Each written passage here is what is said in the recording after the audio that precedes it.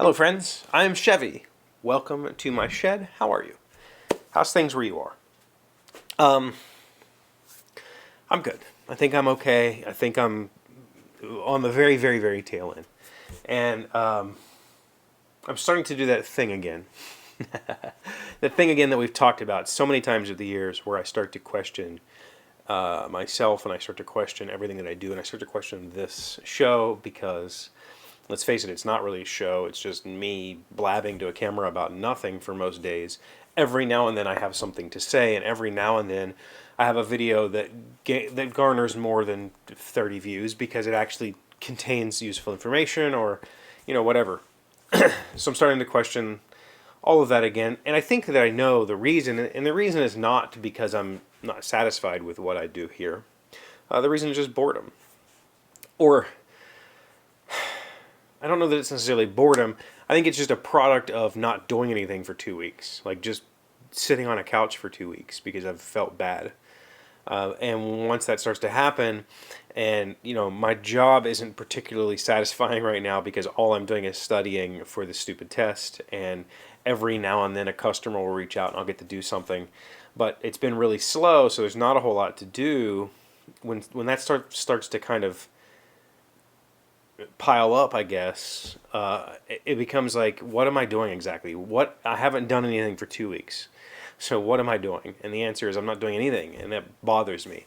And it means that, I hesitate to call it boredom because I don't think I don't have a capacity to be bored. I don't know that I've ever understood that word. My kids will say they get bored. They're like, I'm bored. And I don't think that's the correct... I don't think boredom exists. I think that laziness exists. I think that boredom is that feeling of I want to do something, but I don't have the motivation to do it.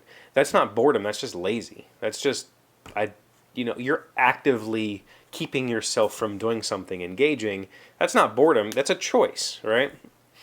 I've always said I don't have the capacity of being bored because I can meditate. I can entertain myself mentally for a very, very long time without outside stimulus.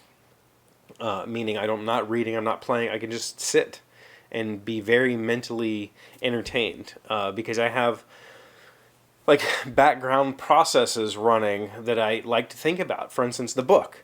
I've hit a couple of strides recently. I'm so freaking close to starting the rewrite. I know now that my character motivations are okay. I learned that from watching The Mandalorian Season 2.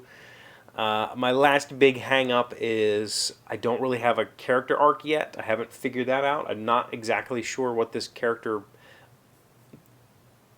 becomes or loses or gains in the process of the story. And once I have that, I'm ready to start. I'm ready to do the rewrite. Unfortunately, I think the rewrite in that case is going to be a complete, don't even open the old version. Just write the story again from scratch. I don't know if I'll take it that far, but it's pretty damn close to being that far. So, when I get into this state where I haven't done anything for 2 weeks and I'm starting to get a little bit antsy, that's when I start to really question, why do I do this? Why do I come down here every day? Why do I turn the camera on? Why do I talk to you? And the answer is, this is the closest thing I have to... That's not true. That's mean. This is a friendship. Like, I have friendships with a lot of you. I have very good connections with quite a few of you. And this is the only way that I know how to reach out. Like, I'm not good at reaching out. I'm not good at telling my friends that I want to spend time with them. I thought I had it under control. I thought I was going to choke it down. I'm not good at being a proactive friend, and so this is the closest thing that I have. And in reality, this is... I invite you in, but you have no reason to be here, right? Like, it's not like I'm reaching out and saying, hey, let's do something together. I come down here, turn a camera on, and talk, and that's it.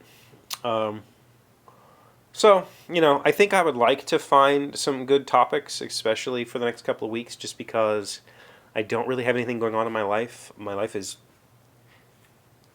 though I'm not bored, my life is extremely boring right now.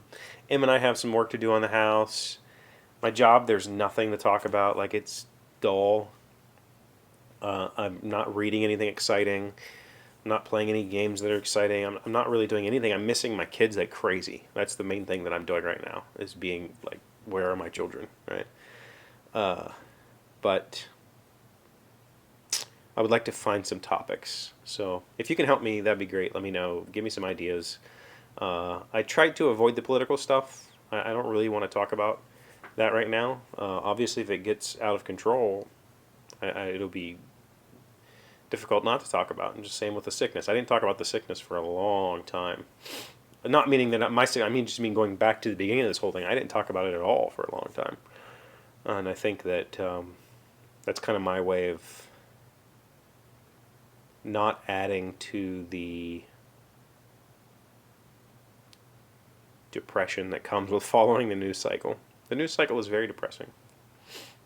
So, I don't know. I'm going to figure something to talk about. Hopefully we'll have some interesting discussions over the next few days, even if it's a tool review or something. I'll figure something out, but just deciding to come down here and turn on the camera today was kind of difficult because I knew I didn't have anything to talk about. But I did it anyway. Here we are. Thank you for being here, as always. Thank you for liking, commenting, subscribing, being amazing friends and wonderful people. I really appreciate you. And I'll see you again tomorrow. Hopefully, you'll come back. Today's word you should know to sound smart is efflorescent. It is an adjective meaning describes something that has reached the final stage of its development or at its peak of perfection.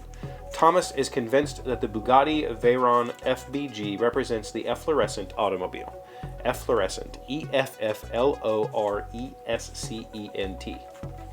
So it's not fluorescing, it's efflorescent. The peak. I can't really think of anything that's the peak. Do you have what do you consider to be the peak of perfection for anything? Anything.